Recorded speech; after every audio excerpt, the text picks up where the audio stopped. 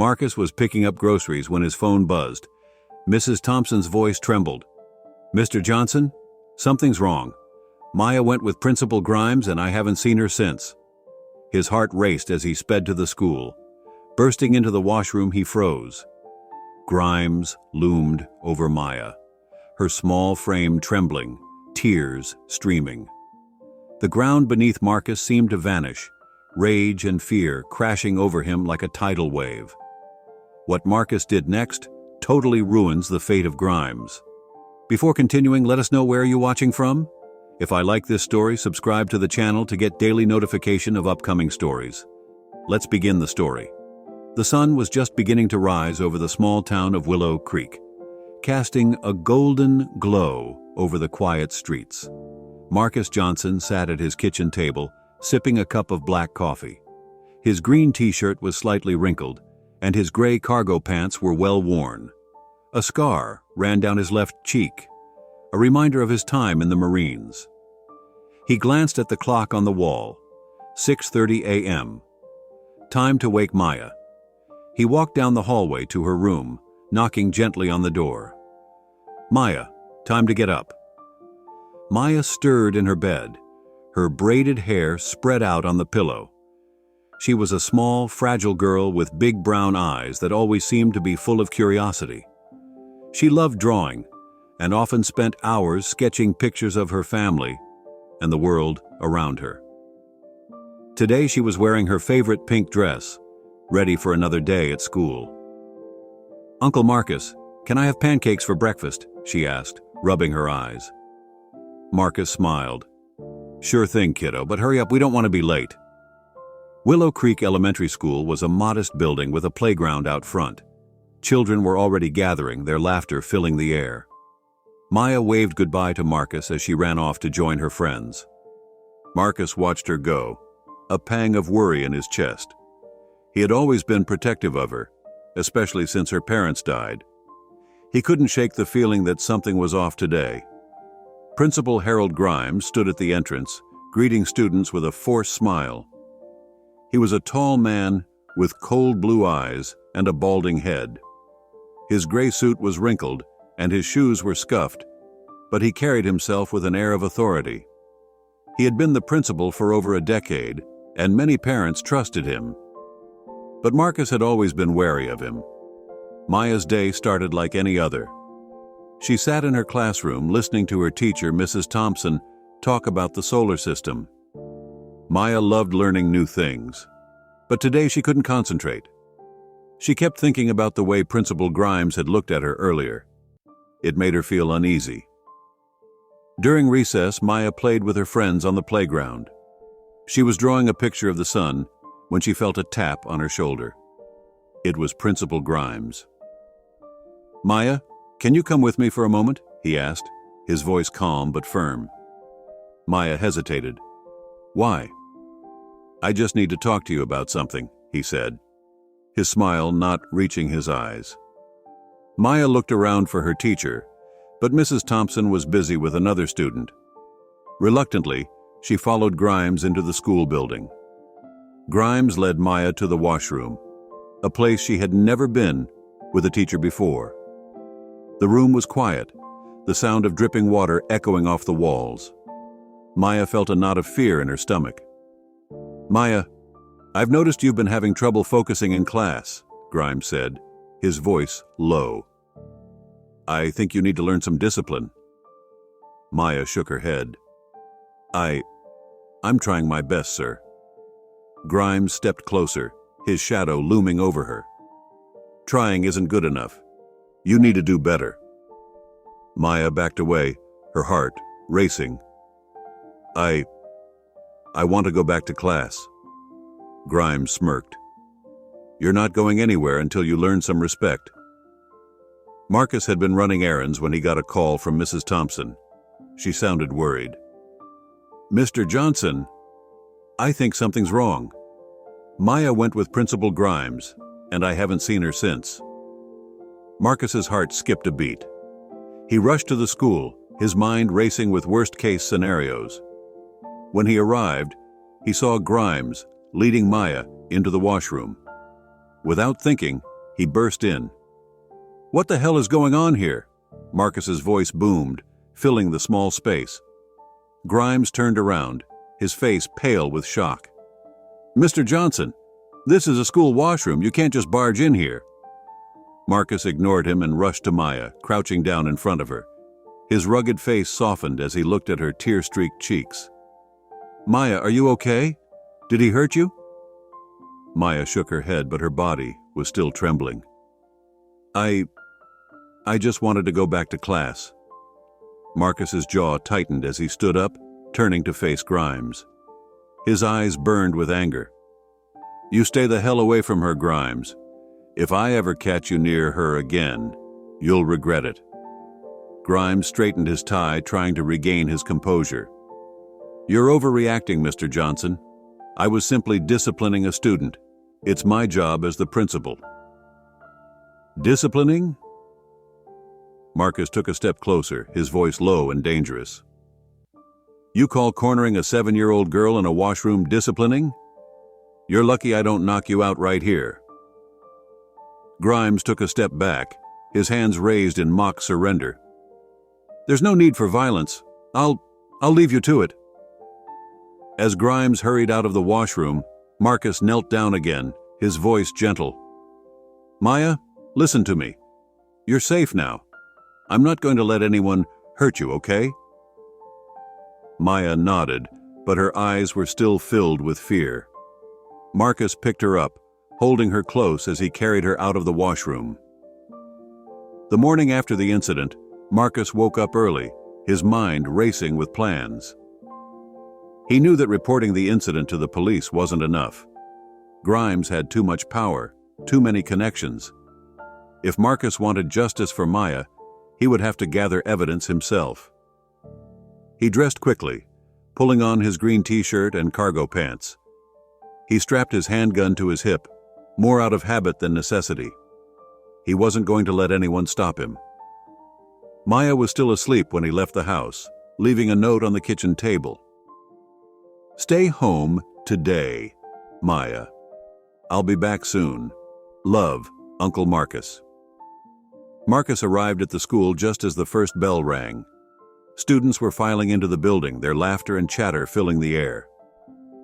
Marcus ignored them, heading straight for the principal's office. Grimes was sitting at his desk, typing on his computer. He looked up as Marcus entered, his face pale.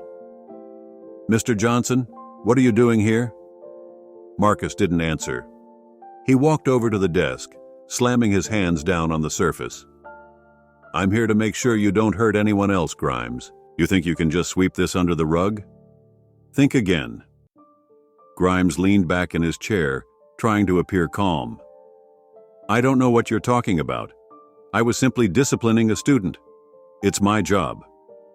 "Your job?" Marcus's voice was low and dangerous. "Your job is to protect these kids, not terrorize them. And I'm going to make sure everyone knows what you really are." Grimes's eyes narrowed. "You're making a big mistake, Johnson. You have no proof." "We'll see about that," Marcus said, turning on his heel and walking out of the office. Marcus spent the rest of the morning talking to teachers and students, asking if they had seen anything suspicious. Most of them were hesitant to talk, afraid of what Grimes might do if he found out. But one teacher, Mrs. Thompson, agreed to meet with Marcus in private. She was a middle-aged woman with kind eyes and a gentle voice. She had been teaching at the school for over 20 years, and she had seen a lot. "I've always had my suspicions about Grimes," she admitted, sitting across from Marcus in the empty classroom. "But I never had any proof. He's very careful." "There has to be something," Marcus said, leaning forward. "Anything that can help me take him down." Mrs. Thompson hesitated, then nodded. "There's a janitor, Mr. Jenkins. He's been here for years. If anyone knows what's really going on, it's him." Marcus found Mr. Jenkins in the school basement, mopping the floor. He was an older man with gray hair and a tired face. He looked up as Marcus approached, his eyes wary. "Can I help you?" he asked, his voice gruff. "I hope so," Marcus said. "I'm looking for information about Principal Grimes. I think he's been hurting kids, and I need to stop him." Mr. Jenkins sighed, leaning on his mop. "I've been waiting for someone to ask me about him. I've seen things, Mr. Johnson. Things I wish I hadn't."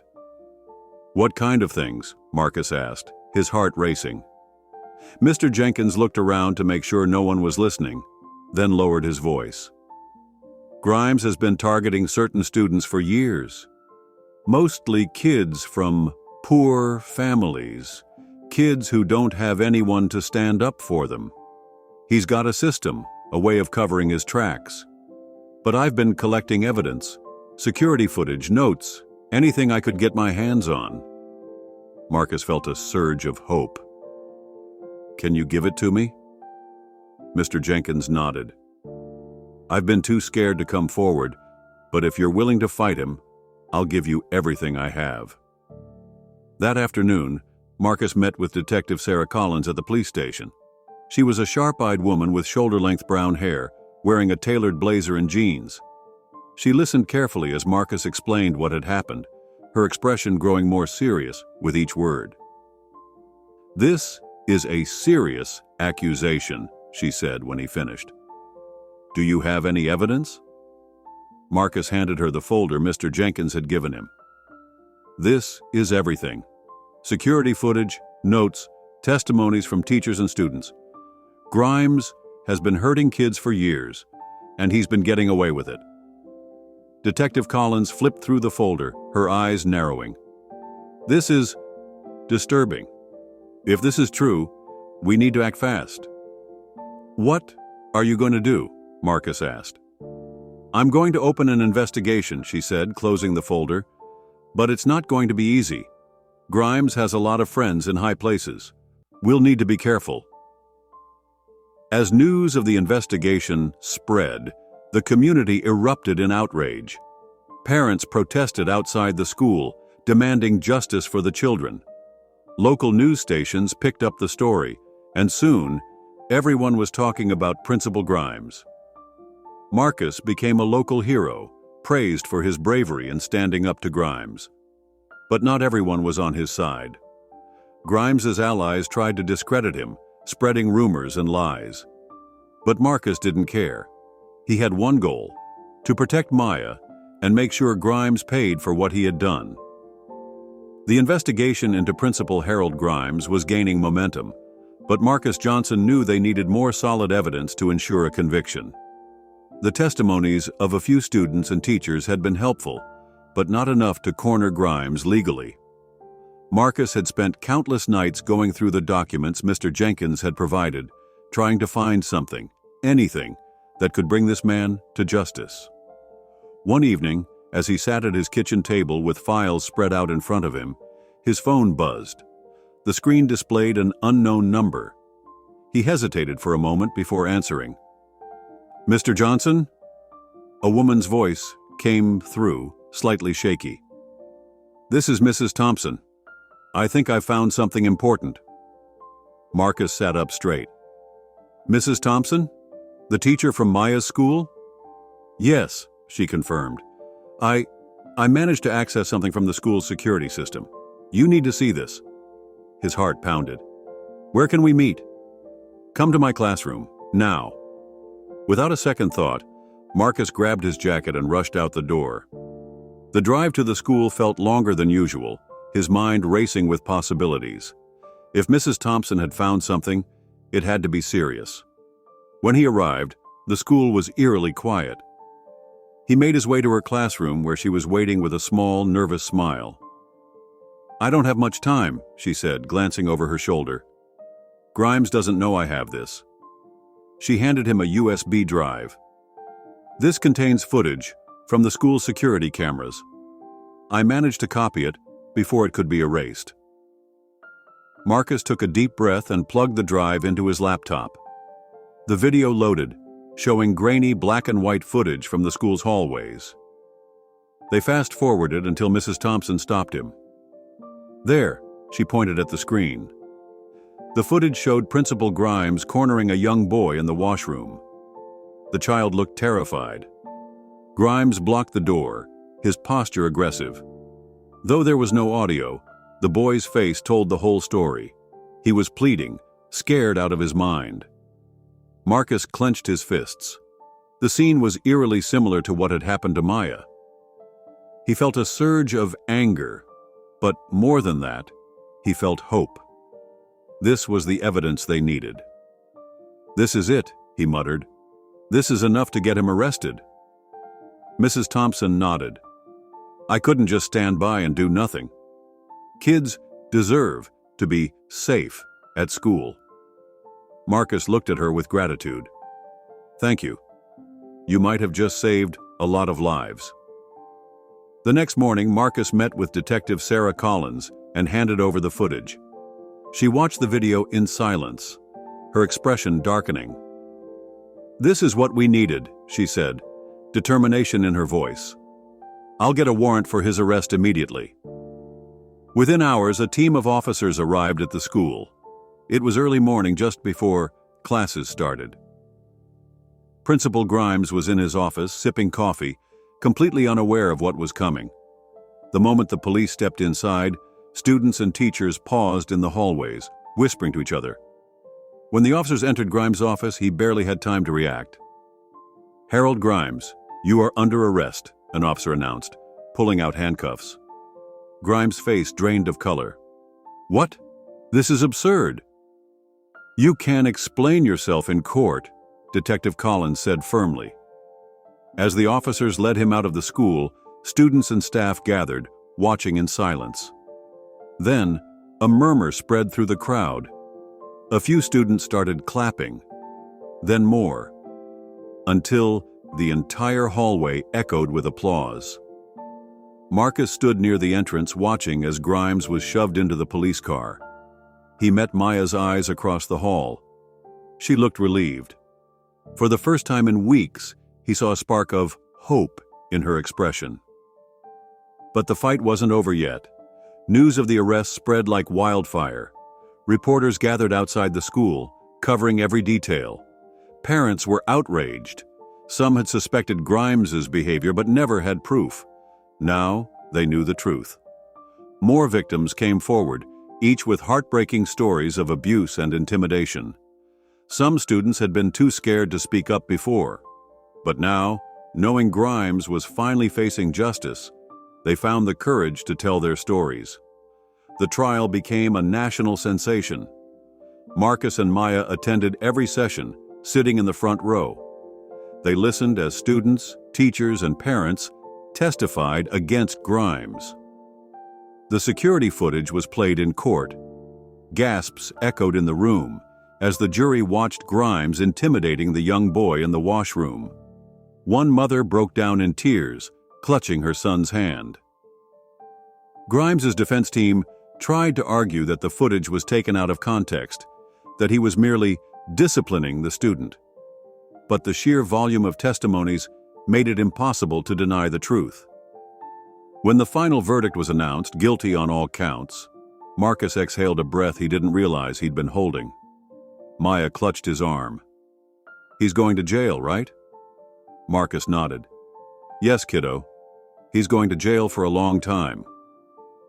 Tears welled up in her eyes. But this time, they weren't from fear. They were from relief. Justice had been served. With Grimes behind bars, Marcus turned his focus to helping Maya heal. He enrolled her in a new school, one that prioritized students' safety. At first, she was hesitant, afraid of facing another bad experience. But slowly, she began to open up. She made new friends. She started drawing again, something she had once loved but abandoned after her trauma. Marcus noticed how, little by little, the fear in her eyes started to fade. She also started therapy. It wasn't easy, but it helped her process everything. Marcus sat with her through some of the sessions, offering silent support. One evening, as they sat together in the living room, Maya showed him a new drawing. It was a picture of their family, herself, Marcus, and her late parents, smiling down from the sky. "I miss them," she said softly. Marcus wrapped an arm around her. "I miss them too, kiddo. But we'll get through this together, okay?" She nodded, a small smile forming. "Okay." Marcus realized he couldn't stop at just one victory. He had seen firsthand how corruption and abuse thrived in schools where people were too afraid to speak up. He didn't want another child to go through what Maya had endured. So, he took action. Using his military background and his new experience in advocacy, Marcus started a community organization dedicated to protecting children from abuse and racism. He spoke at schools, worked with parents, and pushed for stricter regulations on school safety policies. The organization quickly gained support. Other parents, teachers, and activists joined the cause. Together, they ensured that no child had to suffer in silence ever again. One day, as Marcus was leaving the office, he ran into Detective Collins. "You've done a lot of good, Marcus," she said, smiling. "I'm proud of you." Marcus nodded, thinking of all the children they had helped. "There's still a lot of work to do, but we're making a difference. That's what matters." A few weeks later, Marcus and Maya visited her parents' grave. It was a quiet afternoon, with the sun casting a warm glow over the cemetery. Maya knelt beside the headstone, carefully placing her drawing on top. It was her way of showing them she was healing, moving forward. "I hope they're proud of me," she murmured. Marcus placed a hand on her shoulder. "They are, and so am I." As they walked away, hand in hand, Marcus knew they had faced the darkness and come out stronger. Together, they would continue to fight for justice. And together, they would build a better future. Guys, thanks for watching. I hope you enjoyed this story. Let us know about your thoughts in the comment section. Also subscribe the channel for daily stories notification.